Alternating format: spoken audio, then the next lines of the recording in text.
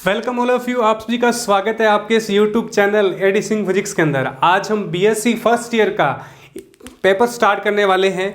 Paper का नाम है हमारे पास frame of reference, mechanics, oscillator, निर्देश तंत्र, यांत्रिकी व दोलन। ओके हम ये पेपर को स्टार्ट करने वाले हैं। बीएससी फर्स्ट ईयर का फर्स्ट पेपर और अपनी अपनी यूनिवर्सिटी के हिसाब से आप अपने हिसाब से देख लीजिएगा। हमारे पेपर का नाम है निर्देश तंत्र मैकेनिक्स। ओके तो इम्पोर्टेंट जो बुक है हमारे पास, हम स्टेप बाय स्टेप चलेंगे, पांचों यूनिट करेंगे। आज बेसिक लेक्चर है, बेसिक बातें करेंगे कि मैकेनिक्स है क्या, निर्देश तंत्र है क्या, दोलन के बारे में अपन क्या पढ़ने वाले हैं और यांत्रिकी क्या है। ओके तो हम आज इस बेसिक लेक्चर्स के अंदर बेसिक बातों को कवर करेंगे। ओके तो सबसे पहले निर्देश तंत्र क्या है और उससे पहले हम यूनिट क्या है हमारे पास 5 यूनिट हैं। हमारे पास 5 यूनिट हैं। हम 5 यूनिट को बड़े ही आराम से करेंगे। आप बेचिंता होए, बेनिश्चिंत हो इस लाइव क्लास को ज्वाइन कीजिएगा और आप आने वाली जितनी भी क्लासेस हैं आप लगातार क्लासेस को लगाएं। ओके तो पहली यूनिट के अंदर, फर्स्ट यूनिट के अंदर हम पढ़ने वाले हैं जड़त्वीय निर्देश तंत्र। जड़त्वीय निर्देश तंत्र, इनर्शियल फ्रेम। इनर्शियल फ्रेम क्या होता है हम संपूर्ण जानकारी पढ़ेंगे। आप बिना चिंतित हुए इस लेक्चर को देखते रहिए, अंत तक जरूर देखिएगा। और हम उसके बाद पढ़ेंगे गैलीलियन ट्रांसफॉर्मेशन। गैलीलियन ट्रांसफॉर्मेशन फिर हम पढ़ेंगे लॉ ऑफ मोशन।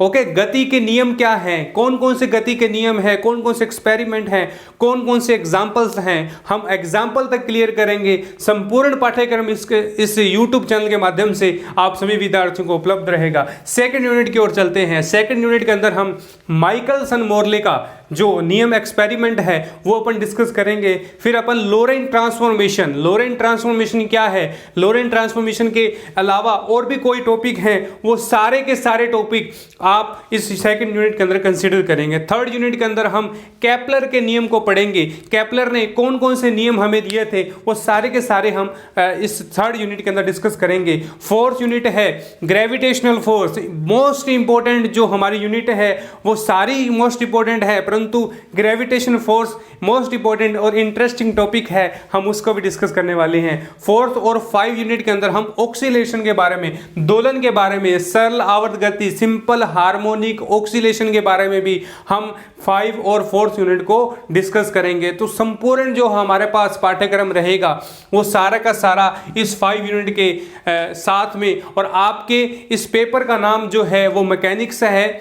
ओके तो हम 1 बाय 1 डिस्कस करेंगे। आज के इस लेक्चर्स के अंदर हम समझते हैं कि निर्देश तंत्र है क्या। सबसे इंपॉर्टेंट जो बात है हम पढ़ेंगे कि निर्देश तंत्र है क्या। जब तक हमें निर्देश तंत्र नहीं पता होगा तब तक हम यूनिट को स्टार्ट नहीं कर पाएंगे। फिर अपन पढ़ेंगे यांत्रिकी क्या है। हम इस बुक को पढ़ने जा रहे हैं, तो बुक के बारे में पता होना चाहिए कि यांत्रिकी क्या है, दोलन क्या है, ऑक्सीलेशन क्या है। तो बेसिक लेक्चर के अंदर हम इन तीनों बातों को कंसीडर करेंगे और स्टार्ट करेंगे आज का फर्स्ट लेक्चर। ओके तो स्टार्ट करते हैं आज के फर्स्ट लेक्चर को।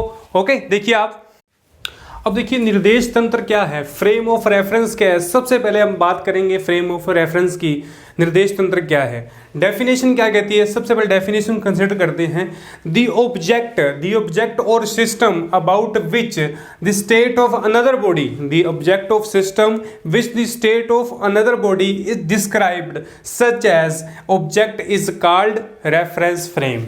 क्या कहता है कि एक कण या निकाय जिसके सापेक्ष किसी कण की स्थिति को व्यक्त किया जाता है, यदि एक पिंड या किसी निकाय को लिया जाए उसके रिस्पेक्ट किसी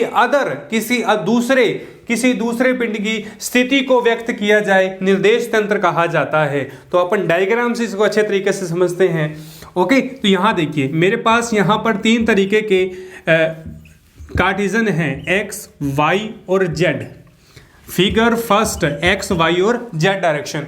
वो क्या कह रहे हैं कि एक सिस्टम, एक निकाय, मान लीजिए ये मेरा निकाय है, ये मेरा पिंड है एक्स वाई जेड का, जिसके रिस्पेक्ट द ऑब्जेक्ट और system which the another subject यानी which the another body describe, हम एक नए फ्रेम के रूप में, हम एक क्या करते हैं, एक नए फ्रेम के रूप में क्या करते हैं, इस निर्देश तंत्र को मानते हैं। क्या कहलाता है हमारे पास, निर्देश तंत्र कहलाता है। क्या कहलाता है, निर्देश तंत्र। कैसे कैसे होगा, मान लेते हैं कि जो मेरे पास प्राप्त होने वाला निर्देश तंत्र है वो इस तरीके से हो। किस तरीके से हो, देखिए आप, इस तरीके से हो। मेरे पास प्राप्त होने वाला जो निर्देश तंत्र है y, ये मेरा x, ये मेरा o और ये मेरा z। ओके, तो ये कह रहा है कि यदि क्या हो यहां पर एक बॉडी के रिस्पेक्ट दूसरी बॉडी, यानी figure A to A B respect, वो क्या होगा कि उसकी इमेज जो है वो उसका ऑब्जेक्ट है वो एक अनदर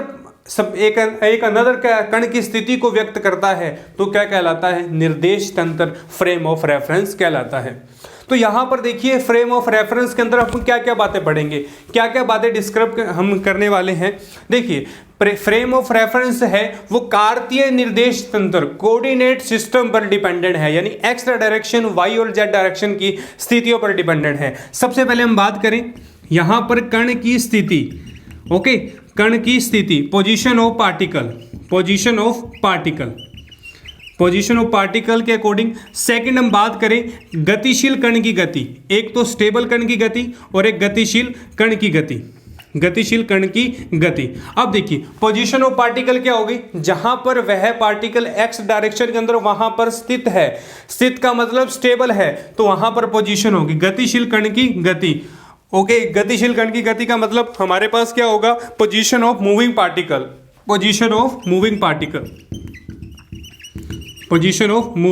पार्टिकल।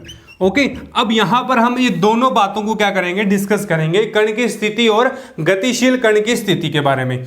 अब देखिए कण की गति, जो कण की जो हमारे पास स्थिति है, पोजीशन है, कितने तरीके से हमारे पास पोजीशन हो सकती हैं, तो पोजीशन के बारे में मैं बात कर रहा हूं, स्थिति के बारे में बात कर रहा हूं। ओके, तो पहली जो स्थिति है, कण की स्थिति जो है वो कण के निर्देश तंत्र यानी उसके वेक्टर पर डिपेंड हो सकती है। कण की स्थिति कण के सदिश पर यानी उसके वेक्टर्स पर डिपेंड है, और सेकंड जो है उसके निर्देशांकों पर। कण की स्थिति जो है उसके कोऑर्डिनेट सिस्टम पर क्या है, डिपेंडेंट है। ओके, तो कण की जो स्थिति है, पार्टिकल की जो पोजीशन है वो क्या है, वेक्टर सिस्टम, यानी कण की किसी स्थिति की, किसी जो पोजीशन का वेक्टर भी हो सकता है, सदिश भी हो सकता है, और किसी सदिश का, किसी पोजीशन का कोऑर्डिनेट्स भी हमारे पास प्राप्त हो सकते हैं। हम इनको वन बाय वन और अच्छे से क्लियर करेंगे। सबसे पहले हम बेसिक बातें कर रहे हैं, तो बेसिक बात के अंदर हम ये सारा कुछ पढ़ने वाले हैं निर्देश तंत्र के अंदर। फिर हम बात करें गैलीलियन ट्रांसफॉर्मेशन के अंदर, हम एक निर्देश तंत्र को दूसरे निर्देश तंत्र के रूप में किस तरीके से कर सकते हैं, एक्स को वाई डायरेक्शन, वाई को जेड डायरेक्शन के अंदर हम किस तरीके से मूविंग पार्टिकल करवा सकते हैं।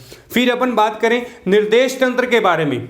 ओके, अब देखिए निर्देश तंत्र हम जड़त्वीय, अजड़त्वीय, इनर्शियल एडजत्वीय और एंड इनर्शियल फ्रेम, तो दोनों फ्रेम के अंदर हम क्या कर सकते हैं, हम इस पार्टिकल्स को मूविंग करवा सकते हैं, पार्टिकल की पोजीशन के अकॉर्डिंग चेंज कर सकते हैं। तो सारी की सारी बातें हम डिस्कस करेंगे। सबसे पहले आज का बेसिक लेक्चर है, तो निर्देश तंत्र को समझना क्या जरूरी था। क्या होता है निर्देश तंत्र, वह निकाय, वह पिंड जिसके सापेक्ष किसी कण की स्थिति को व्यक्त करे। मान लीजिए मेरे पास ये कण है, ये सिस्टम है, तो यहां पर क्या कर रहा है, किसी कण की स्थिति को व्यक्त कर रहा है। द ऑब्जेक्ट और system about which the state of another body is described, which the state of another body is described the object of reference frame. Okay, तो ये हमारे पास क्या हुआ, निर्देश फ्रेम के बारे में हम यहां पर पढ़ने वाले हैं। निर्देश फ्रेम के अंदर यहां पर हम क्या करेंगे, पढ़ेंगे। ओके, अब देखिए निर्देश तंत्र के अलावा हम यांत्रिकी के अंदर सेंटर ऑफ मास यानी conversation of law, centre of mass को भी हम क्या करेंगे, कंसीडर करेंगे,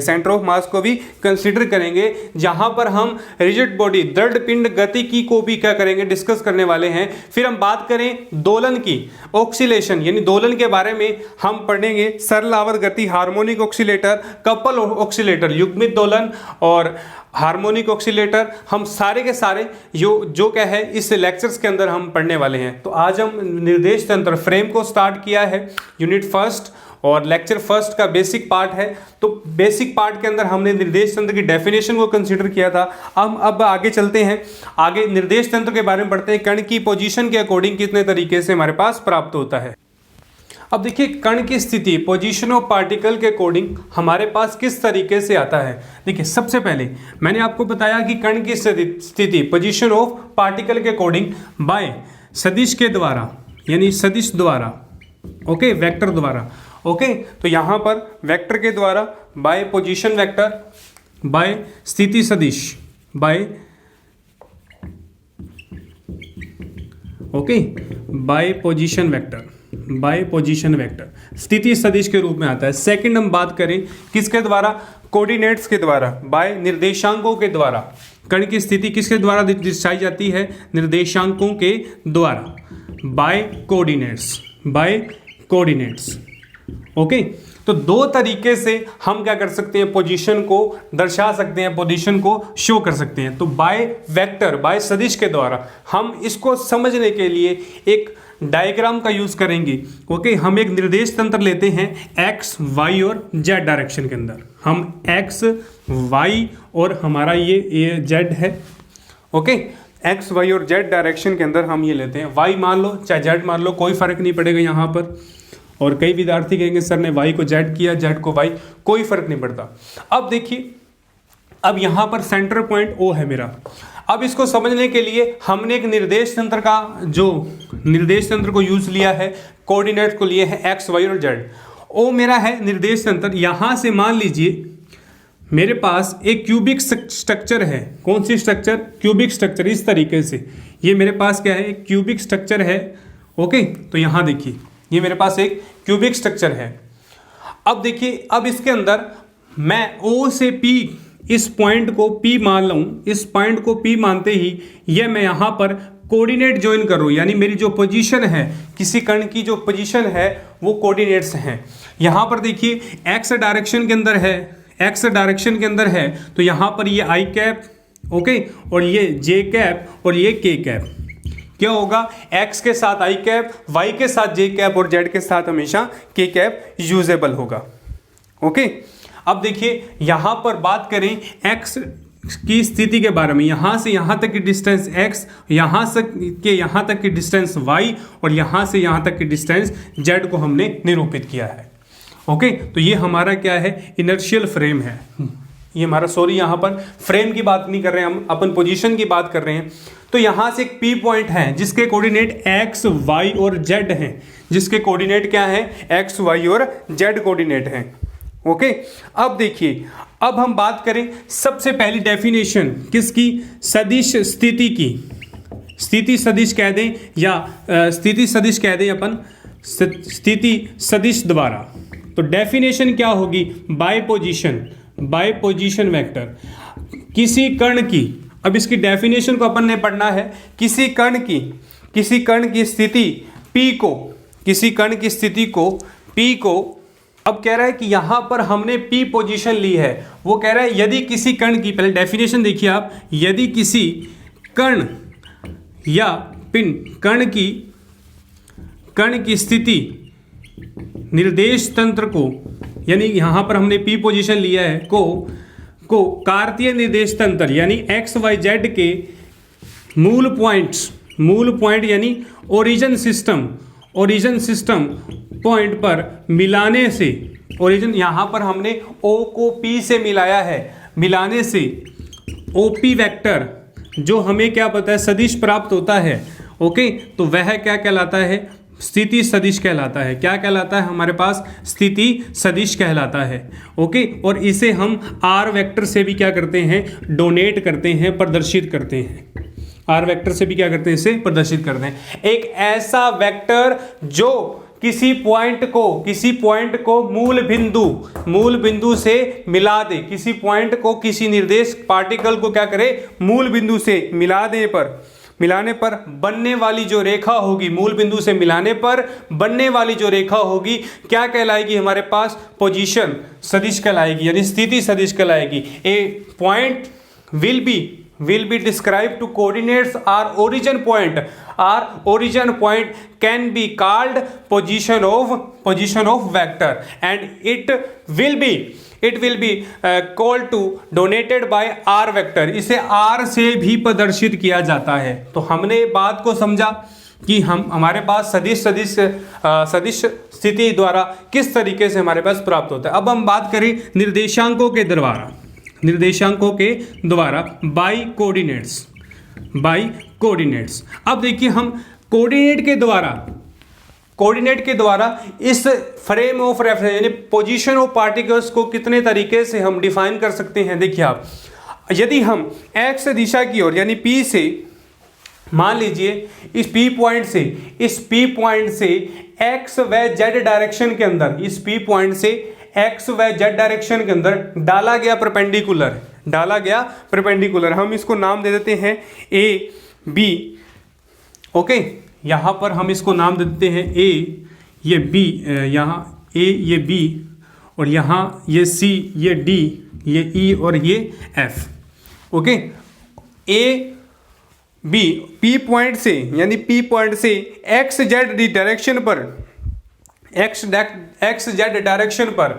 पी पॉइंट से एक्स जेड डायरेक्शन पर डाला गया परपेंडिकुलर कौन सा होगा, पी डी। ओके, तो एक्स दिशा से पी निर्देशांक से यानी पी कोऑर्डिनेट से एक्स जेड डायरेक्शन में, एक्स डैश निर्देशांक में डाला गया लंब। ओके, तो हम ये क्या कर रहे हैं, परपेंडिकुलर कौन सा होगा, पी डी। हमने यहां पर परपेंडिकुलर को डिस्क्राइब करना है।